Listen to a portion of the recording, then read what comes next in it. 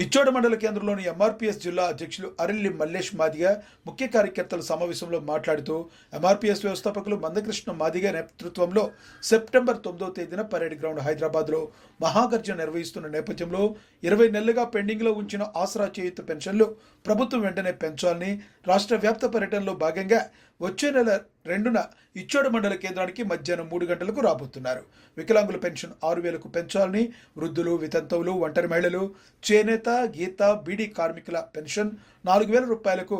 కండరాల క్షీణత కలిగిన వారికి 1,500కు పెన్షన్ పెంచాలని, పెన్షన్ పెంచడం పట్ల సీఎం రేవంత్ రెడ్డి నిర్లక్ష్యం తగదని హెచ్చరించారు. కావున జిల్లా వ్యాప్తంగా